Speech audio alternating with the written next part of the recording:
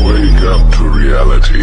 اور جو بیچارے غریب صرف اتنا ہی کما سکتے ہیں جتنی مزدوری کرتے اور تھوڑی سی کمائی میں سے بھی خرچ کرتے ہیں، ان پر جو منافق تان کرتے اور ہنستے ہیں، اللہ ان پر ہنستا ہے اور ان کے لیے تکلیف دینے والا عذاب تیار ہے۔ تم ان کے لیے بخشش مانگو یا نہ مانگو برابر ہے، اگر ان کے لیے 70 دفعہ بھی بخشش مانگو گے تو بھی اللہ ان کو نہیں بخشے گا۔ اور تکبر کرتے ہوئے لوگوں کے سامنے گال نہ پھلانا اور زمین میں اکڑ کر نہ چلنا، اس لیے کہ اللہ کسی اترانے والے شیخی خورے کو پسند نہیں کرتا۔ اور اپنی چال میں اعتدال کیے رہنا اور بولتے وقت ذرا آواز نیچی رکھنا، کیونکہ بہت اونچی آواز گدھوں کی سی ہے اور کچھ شک نہیں کہ سب سے بری آواز گدھوں کی ہوتی ہے۔